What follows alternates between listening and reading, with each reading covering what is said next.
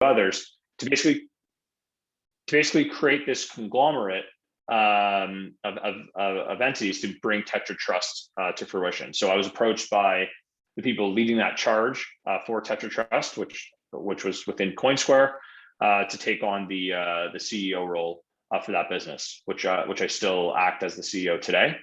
It did take us a lot longer to get approved as a regulated trust company than we expected. Like I said, we started that process in 2019, and we only were approved in the summer of this year.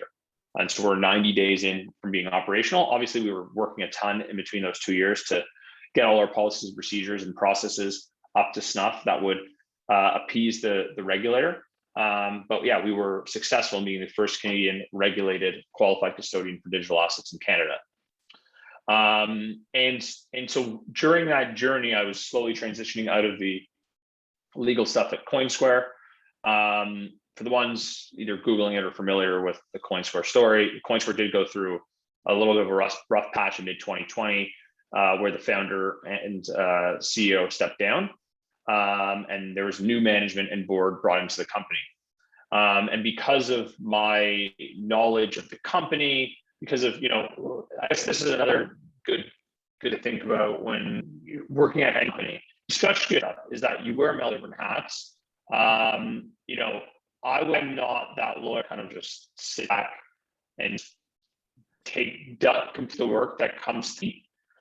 I was the one that really understood every aspect of business. Because there's a big regulatory component also business that also, but I was asked by the incoming management at the time in 2020 to take on the chief operating officer role for the company. Because they knew that like I had knowledge of all the inner workings of Coinsquare operates. They knew I was, my skills from being a lawyer. Some of the things that it really helps you being is you're able to handle multiple clients at the same time and being able to prioritize and arrange your calendar in a way where you can make every client feel like they're your number one, when really, you have multiple things on the go. And learning a skill like that was really important. And then the issue spotting, right? Like as a lawyer, you're able to issue spot and come up with creative problems. That's ultimately what, my job as a chief operating officer or even CEO really entails. It's to solve problems, think of unique solutions, and create a process for people to follow. So as a group, we can create the best team and product and service for our clients. And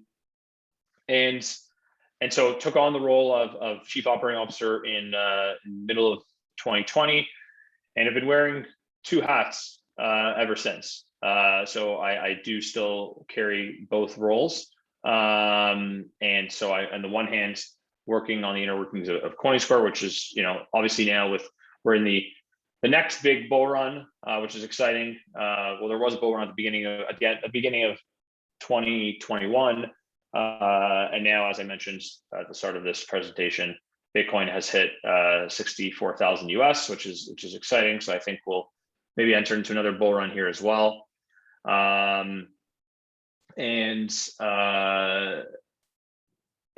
kind of how I got to where I am today.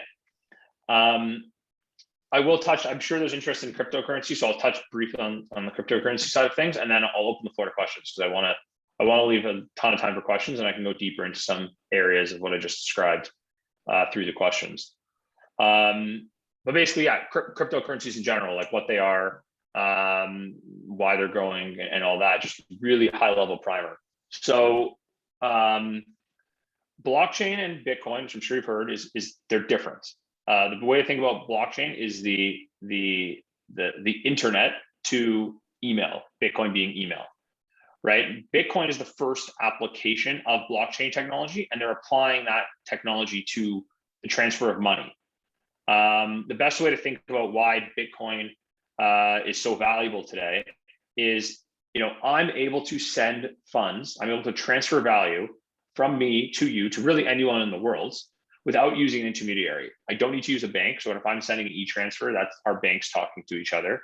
I don't need to use a Western Union or any sort of payment provider. I can just get that done instantly, overnight. And that's what blockchain entails. And you might be thinking, well, couldn't you do that anyway over the internet? And the answer actually is like, if you think about like I think the best way to describe like why Bitcoin is so valuable is if you send like a PowerPoint presentation that you worked on via email to someone else, right? You're not actually sending them the original version of that PowerPoint presentation. You're sending them a copy of that PowerPoint presentation. You still have that PowerPoint presentation on your desktop. So that's something called in the crypto world the double spend problem, where you're essentially, if that happened with money, you would send money to someone, but you would still have the money as well. And that's what blockchain and Bitcoin prevents. They take away this double spend problem. I send you money, and you actually are the only one that then becomes the owner of that. So that was the first application of really blockchain technology with money. But now you can apply this to many different areas and industries in the world, right? It's blockchain technology in of itself is disrupting the supply chain world by providing an ability for you don't need a trust intermediary anymore. You don't need a bank or a trust company or someone in between that all to assist with anything. Even if you think of things like, and this stuff is still developing, but things around like title to property. You don't need to trust, the government, for example, to tell you that you own the title to this property. So if there's someone fraudulent within the government, for example, that then changes that or doesn't, do that properly, well, you don't need to worry about that anymore, because you can just look at the blockchain, which I guess to take a step back, what the blockchain really is at the end of the day is a ledger. So if you think debits and credits, who owns what, right? That's distributed, and it's distributed across hundreds of thousands of computer devices across the world, and they're constantly verifying those transactions. So that's where really, you have tons of applications in different areas where blockchain can grow. To focus a little more on the cryptocurrency space, what really unlocked this whole other area, the whole other world, was a protocol called Ethereum, which was Ethereum was created in Canada, actually, from Waterloo, a guy named Vitalik Buterin. And the big thing that Ethereum created was something called smart contract technology, which I think is a bad term because you're thinking of contract. The idea being there that it's a self-executing agreement, right? When certain policies are hit. The best way to think about it is like, I don't know if you're familiar, like if you're familiar with Excel, think of like an if statement. This happens, this happens. That's essentially what smart contracts have created. So that then created this whole world, which is called layer 2. If you think like Ethereum being 1 and then layer 2, you incubate all of these different protocols and different areas. So new coins have been launched on the top of Ethereum. New different areas of crypto and blockchain have really exploded. Like you probably heard the term DeFi, decentralized finance. So the ability for two counterparties to lend and borrow against each other without having an intermediary has exploded. The ability for even exchanges like Coinsquare, for example, I like to call it DeFi or centralized financial exchange, being decentralized, right? So there are decentralized exchanges. I can act with a counterparty without needing a company like Coinsquare to actually be the intermediary. That DeFi world has exploded. And then even more recently, there's the NFT world that has exploded, the non-fungible token world, which for the people familiar, like if you're familiar with the NBA Top Shots or anything, that is an NFT that's run on the Flow blockchain. And what's really exploded there is the ability to now transfer value, think art or any digital asset to each other and having one true owner. Now, I know there's a lot of people are like, well, if it's just digital, then I can just own a digital version of that, right? Like, but there really is one true owner, and so that the value is really coming from right now. So there's platforms like OpenSea and Verbal where you can trade and buy these NFTs. And then more things in the NFT world that's really cool. Like there are these communities are built where they then offer essentially rewards to their use for certain things. There's like, if you think like even Ticketmaster, for example, you wouldn't need to worry about if all the tickets were on it was an NFT. If each ticket was an NFT, a non-fungible token, and you can send those to each people to a certain party without an intermediary, well then you don't need to worry about scalpers selling you fraudulent tickets. You don't need to worry about that. You just, hey, here's my my address. Send me the ticket, and you can put it on as a smart contract to ensure that like you send the money sits in the smart contract until that ticket then comes into that smart contract as well. That if statement is then met, if money comes into contract and send ticket here, and then if send money there, and then the contract is executed. And so there's really cool applications, and I think there's actually you've seen now a massive adoption now from the institutional investor space. There's been Bitcoin ETFs in Canada now and Ethereum ETFs in Canada now for a while. There was a futures ETF launched in the US yesterday. And so we've seen a huge explosion now from the institutional space, and just adoption in different industries. You see it in like IBM actually holds the most blockchain patents, I think, of any publicly traded company in the world. You see people, all the way from like Square and Twitter, like obviously Jack Dorsey is very pro Bitcoin and bullish on Bitcoin. You see Facebook getting into Libra with their Libra protocol that they're trying to launch. And so there's just tons of rapid adoption across now, not just the startup space, which when I first joined in 2017, but there are tons of cool blockchain opportunities within many different firms across the spectrum. Everything from like a startup to a like a, let's call it a Facebook, or like a really sexy technology company. So I'm at the 30-minute mark. I can talk a lot more, but I'll stop and see if we can open the dialogue for questions. So I want to leave a lot of time for that. Thank you. So the first question we have there is, how safe is it to invest in crypto when compared to investing in stocks of real companies? And is it only a fad? Good question. And if I could be, yes. And the way the question was asked, it almost feels like there's a little bit of bias in there, but I hope to alleviate some of that concern from the question. So, obviously it's important for everyone. Everything I'm sharing is not investment advice. I'm a lawyer, so I've got to give that disclaimer. This is my opinion and informational purposes only. But basically, if I were going to provide, my thought, obviously do your research. You want to understand the asset and the class and what you're investing in. If you want to start, if you were to look at the space and try to understand the value behind it, I've touched on some of the key values behind Bitcoin. Like if we take let's just focus on Bitcoin, because that's, I think, the one that everyone's kind of familiar with here for a second.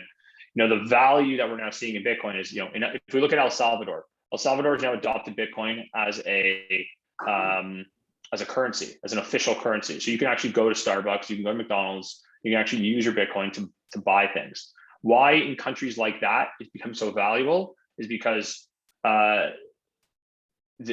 your money is now safe from the government, right? It's hard to actually this concept in Canada.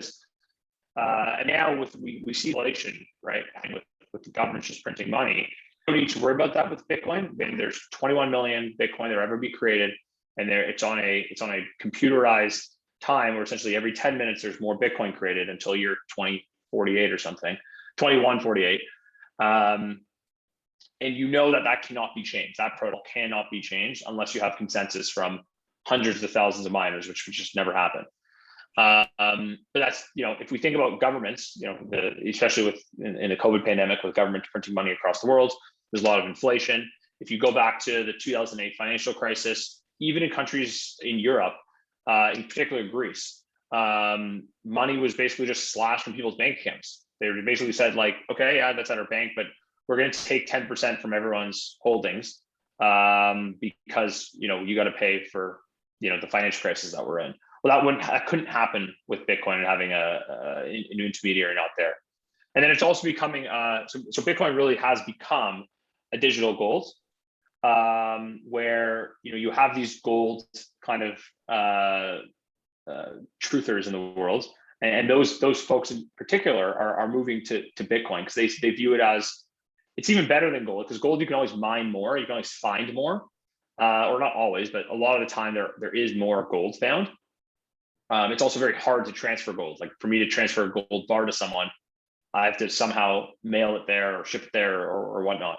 With Bitcoin, I can do that from the confines of my own home. I can send money or that digital gold to someone else across the world. So I think we're past the point of this being a fad.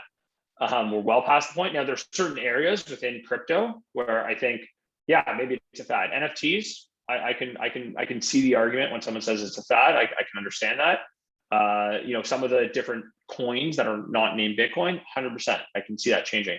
But platforms like Bitcoin and Ethereum, they're here to stay long term, in my view. But again, do your research. Thank you. We have another question. Crypto's evolution, what are some of the milestones that may exist to greater consumer adoption? So, I mean, we hit one of them yesterday, I would say. You see a ton of institutional interest in the space, and they've been asking for regulatory clarity. And the SEC in particular in the US, kind of was refusing to provide their stamp of approval for a Bitcoin ETF. They finally approved a futures-based ETF. They haven't provided a spot one yet, but that is in the that will happen in the future. Ultimately what it comes down to, like, I think, what are some of the milestones if I go back to the question? And, I think we've hit some of those milestones in the past, launching Bitcoin and Ethereum ETFs in Canada, having additional institutional access to the space, figuring out custody, because custody in this space is really important. And that's what at Tetra we tried to do, is figure out the custody problem, because if you're familiar with the term bearer share, basically if you are holding that share, you are the owner. So I need to make sure that my private keys, which control the crypto, are secure. And how do you solve that problem? And that, there's tons of trust companies and banks that are getting into the space that are providing additional ways for consumers to be safe in crypto. And then lastly, it's just a matter of time before, in my view, my personal view, is just a matter of time before there already are CBDCs, central banked digital currencies, basically governments changing their currency into using the blockchain into a digital format. And it's just a matter of time before, that China's been using a digital yuan now for a period of time. And, people might ask, well, wouldn't that then just, get rid of all the benefits of Bitcoin? And I think that's going to help the benefits of Bitcoin. It's going to then emphasize the fact that Bitcoin is an alternative to a central monetary controlled coin. But what that's going to add is those governments continue to invest in creating applications for consumers to safely invest or buy or own coins in this space. So if I use the El Salvador example as a microcosm, you can go to you can go to a regular ATM and buy Bitcoin from that ATM, or just withdraw Bitcoin from your account from that ATM. You can go to different places to do that now. And so that infrastructure has now been added to their everyday lives. So things like that, I think, which are coming, would be a huge plus to the Bitcoin adoption and crypto adoption. That's great information. I find, I don't know what other people think, to a certain extent, I find a lot of this overwhelming. It's intangible and somehow hard to grasp. But that said, I'll go on to some of the other questions. So NFTs are growing with fractional ownership of physical assets and digital assets alike. This seems to be growing awareness for crypto. Are there any other trends on the horizon that may boost crypto use more broadly as well? Fractional ownership is a huge area, which it's still in its infancy. Those are the areas that are really growing. Some of the things that, a little more technical that come up that are growing, particularly more in the blockchain the cryptocurrency space is around well, I guess DeFi, which we kind of touched on earlier, and staking. So staking is another way to earn yield on your crypto assets. Staking is there's something called proof of stake. Not to get too technical, but basically the way the Bitcoin network is secured right now is something called proof of work, which means computers, which I'm sure you've heard of, that are plugged in, that are plugged into a power and internet and are just doing one thing. They're trying to solve a mathematical equation that changes in complexity every 10 minutes. Every time there's a transaction confirmed to ensure the average is 10 minutes. Proof of stake basically is like is basically saying, well, to verify the action, you need to stake some of your cryptocurrency. You got to put it up for essentially as like a bet. And if the transaction is not valid, you lose that stake.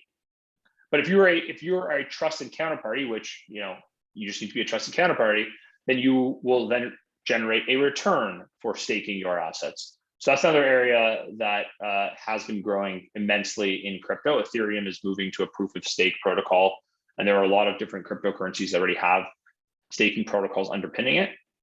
So that would be the other. I think the NFT world is the area that's rapidly growing, both in the fractional ownership space and also just the general like art collection space. And then the DeFi world is the two areas that are rapidly exploding at the moment. And then the next question is, for general consumers, are there tax implications in investing in crypto versus traditional stocks? Good question. And thanks for whoever asked this. Yes, there are. It's very similar to stocks. So anytime you purchase it and then sell, and if you make a return on it, there's capital gains tax. What's unique in crypto is that you can go from Ethereum to Bitcoin directly. So if you think about, like, let's just put that in stocks, like if you own Tesla, you can't go from Tesla to an Apple stock. You got to go from Tesla to Canadian dollars, US dollars, to then that Apple stock. Now in crypto, you can actually go direct from Ether to Bitcoin or whatever digital asset. Now that is also a taxable transaction. So that's where tax in crypto can get very confusing. So there are platforms that help consumers calculate their capital gains. It's not an easy thing, but some of those sites, if you're interested, are a company called Coinly, a company called TaxBit. There's a few others that specialize in this. Thank you. Jeff, we have a question from Jefferson. Jefferson, do you want to ask?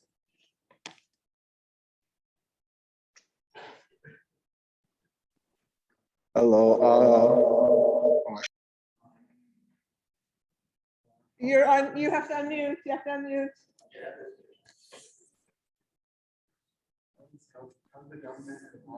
You have to unmute. You have to unmute your computer. How is the government involved in our banking?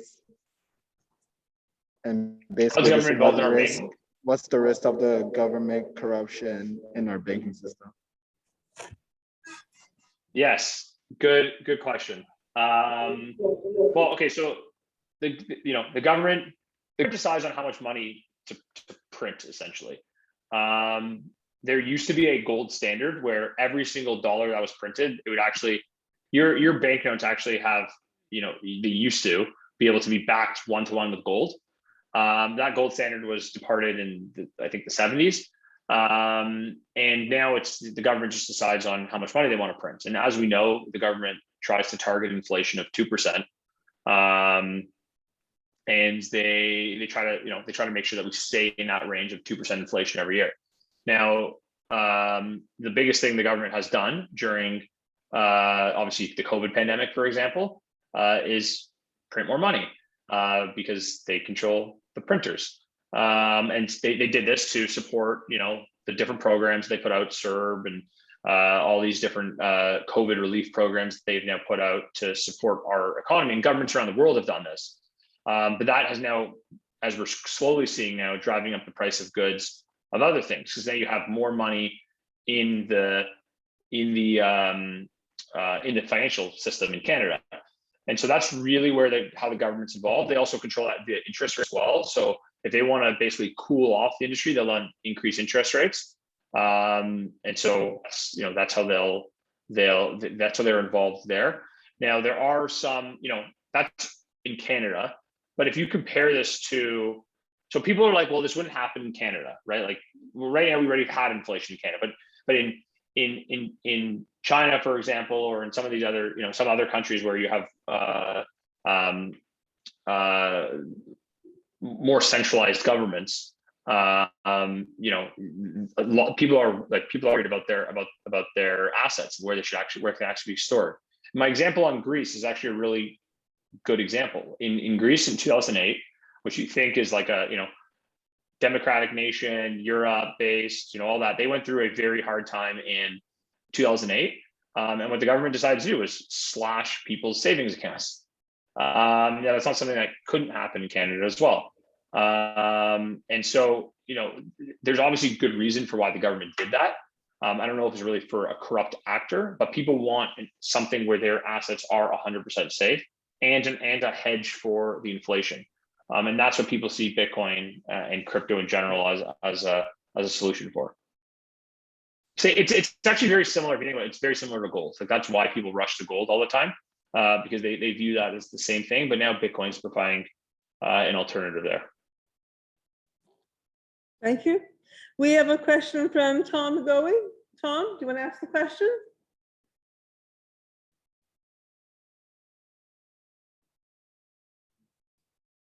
Not here. We'll come back to that. Okay.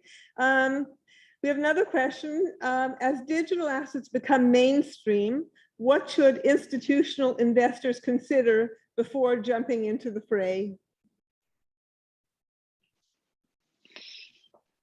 So, I mean, it's important to do your research, and there's a ton of different places to that. There are, if you kind of start Googling any sort of asset, you can read the white paper, you can read about the group, you can read about the team, you can look at their market cap. You really need to understand the protocol and the benefits behind that protocol and what that can bring to market. You got to look at things. So I think step one is understanding the asset, understand why you think this asset's valuable, where you can maybe, if it's Bitcoin, for example, or something else, like where you can use it, what's the application of it? Are you buying this for a use, like for a utility, or are you buying this for speculative purposes? So that all matters and depends. Then you got to assess, well, how am I going to buy this? Where am I going to buy this? There are, is this something that you can only get via a DeFi protocol, or is this an exchange like CoinSquare offer this coin? And how will I go about, buying that asset at one of those places? And then you got to think about, okay, well, how am I, depending if you're using it for speculative purposes or for, for utility. But really then it comes down to how am I storing this asset? Am I going to leave it on an exchange like CoinSquare, which if you're a speculative person, maybe that makes sense because you want the ability to trade that asset fairly seamlessly? Or am I using it for something? If I'm using it for something, then like maybe I don't want to keep it on the exchange. Maybe I want to keep it in on my own device, my own device to secure and then maybe transfer. A way to do it is if you have a ledger device, for example, or Trezor, which stores your assets in an offline environment, and then you can have maybe a little bit of a hot wallet on your cell phone device where you can, on a day-to-day basis, if you want to use that, you can transfer with friends or businesses. So I think those are the three main components when looking at digital assets. Do your research of the product, then look at, okay, where am I buying it? And do I trust that third party, right? So when you buy something, you're gonna have to also, you have to fund that account, right? So I'm going to give them Canadian dollars and buy that asset. And then three is, how do I custody it? And where am I trusting the exchange to custody it, or am I doing my own self-custodying? And if I am doing my own self-custodying, how am I going about doing that? Okay, next. In simple language, what is a blockchain? How is it used for someone's benefit? So so I mean, the simplest way to describe blockchain is a distributed ledger technology. If going back to what I was saying earlier, if if you think of what a ledger is, you know, you have your debits and credits on a ledger. Right now, when I send funds to your bank, our banks then confirm and debit and credit our accounts accordingly to say, you know, let's say one's at BMO, one's at RBC. I send funds from my BMO account to Ziva at her RBC account. You know, it credits my account, debits her account. And that's how it's showing up. But we're trusting RBC and BMO to deal with that transaction. What blockchain does is it distributes that. So instead of having just those two entities providing that ledger, you have that now, that ledger public and visible to everyone in the world, and on thousands and thousands of devices. So I can go right now to a block explorer on the internet and see every single transaction that's ever happened in Bitcoin's history or in any digital assets history. Now, they're all pseudo-anonymous in the sense that they're just numbers and letters that make up the transaction. So I don't know that Eric sent Ziva funds or any of that. I just know that I can just see the amounts. And so it takes something that it takes something where we're relying on third parties and disintermediates it. So now you don't need to rely on a third party. So that's like at its core, that's the benefit of blockchains. And then you can then apply that to anything that requires a database. You can apply blockchain technology to, or anything that requires debits and credits. And there's a lot of different use cases. Like for my example earlier with tickets, like that's essentially the same thing, right? When I'm transferring tickets from one person to another, it's a database that's saying, okay, Eric's ticket on Ticketmaster is going now to someone else to buy. It's the same idea, but you can have, like with Ticketmaster, if you're not using their, like, I know they make everything electronic now, which is better, but when you used to have the paper tickets, right? You had no idea if the paper ticket was legit or not. That's what this helps with. Thank you. Another question is, any thoughts on NBA Top Shot or future NFTs related to sport? So you might have to tell everyone what NBA Top Shot is. Yes, that's what I mentioned earlier. That's one of the NFT protocols that really exploded on the mainstream. Really, what it did was it provided unique highlight reels of certain players that people can buy and sell, and they created a marketplace around that in the community. So, I mean, the value really there is, it goes back to, do you see value in owning this specific highlight reel? It's the only highlight reel in the world and all that. Do I see value in it? I mean, I see if they can create more of a community around it, which they've started to. And what I mean by that is, like, if owning a specific NFT, like if I own a LeBron James slam dunk in X game, if that starts entering me into different promotions, if I can enter into like Discord channels or other sort of channels that provide value to me, that can add to that benefit of that NFT, maybe I can see it. Now, the only problem I actually, in my view, I believe the NFT space, like if I look at some of this digital art, I do see a ton of value there. Like I'm sure the ones are familiar with like CryptoPunks and Bored Apes and all that. Like I see value there. The Top Shots is a little harder for me, to be honest, because it's just a highlight of a game. And if I owned that clip, maybe I can definitely see the value. But you don't really own that clip. You own a clip within Top Shot. So that's the one part I struggle with. But look, I mean, that's been the most popular NFT marketplace in the world, essentially. And it still has value now, especially valuable again going into the new season here. So yeah, time will tell, really. Okay, thank you. Another question, will chartered banks eventually offer custodianship on digital assets? Yes. I mean, 100% yes. Petra Trust, we had to go out and create one, essentially. That's what we had to do, because the banks aren't there yet. I think it will still be another 3 to 5 years before they get there. And they might rely on third parties like Tetra in the future to assist in that custodianship. But yes, they are getting there. I mean, you see it in the US, the US Bank, which is the 5th largest bank in the US, I believe, is now offering custody of digital assets. Okay, thank you.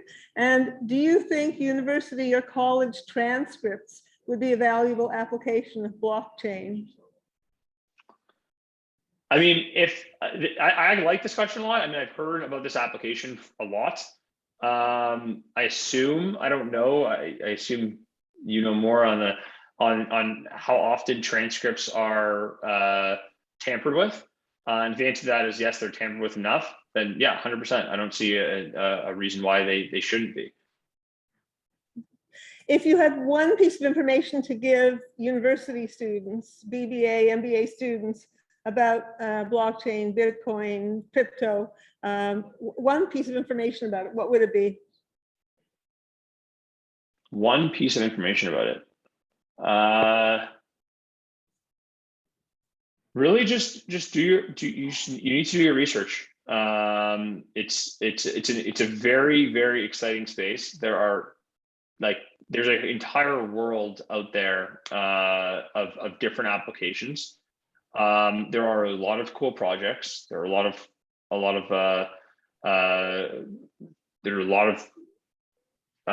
cool like conferences and people and all that in the space. And if you're really interested in the space, you know, what's really nice about the crypto industry is that everyone's very accessible. Everyone is like Twitter and Discord and Reddit, like those are communities that people are very accessible to. And there's people overnight that become like crypto experts, or you can become really knowledgeable, friendly with people just through those mediums. And so really at the end of the day, it's do your research. And if you're interested in this space, there's thousands and thousands of materials and things you can do to get your knowledge up there to understand this asset class. Okay. What specific knowledge or skills would be necessary for students who would like to start a career in your area? Yeah, I mean, it depends on what, I mean, it's very similar to any business, right? Like we have like at CoinScore, if I'm thinking CoinScore, we have people in every single function. We have people in finance, we have people in treasury, we have people in customer support, operations, engineering, product. So really it's all over the place. And ultimately what it comes down to is like, if you have if you're really interested in the business side of things, let's put it that way, as a BBA student, and you want to go the operational route. Well, if you have that operational skill set, that's really important. But if you're trying to get into the crypto space, show the interest in the space. Show that you've traded, if you don't want to trade a significant amount, just tested the platform, traded, seeing how it works, like learned about different areas of space. That is really important, is the knowledge. And then a lot of these companies are startups. So I think it's really important to be a self-starter. You have to understand what you want, like you have to understand what your priorities are, where you should be focusing. And you're not going to someone telling you do this, like this, you should be doing today. But you have to, in a way, kind of seek that out and see how you can provide the most value for that business. And that's the most important thing you can provide. But that doesn't mean that you need to be like a lawyer like me to get into crypto. You need to be, and you can come from any industry. Frankly, if you're an engineer and you don't know blockchain, and you're working on a blockchain, like that's where the skill sets will be mismatched. But ultimately, any sort of role, there's a role for anyone in any sort of discipline to come into the crypto space. And our last question is, what catalyst is required for global adoption for cryptocurrencies? And when do you anticipate this happening? Well, it depends on, for global adoption, it really depends on, it comes down to the governments and the politics around it. And so I don't know if we will see an El Salvador-like adoption where it becomes an actual official currency of each of the countries. But I think what we've already seen is the fact that countries like Canada, like the US, like, I mean, UK, around the world have accepted Bitcoin as something that's here to stay. Now, when it really comes into like global adoption, I mean, that's a spectrum of where that is. I mean, I think it will really come, going back to my earlier point on CBDCs, centralized, central banked currencies, central bank digital currencies. That's a lot of the value of this space will be unlocked, because then you have the applications to support the CBDCs that are then being invested by the government. If they're ready, if they're already saying Bitcoin is a safe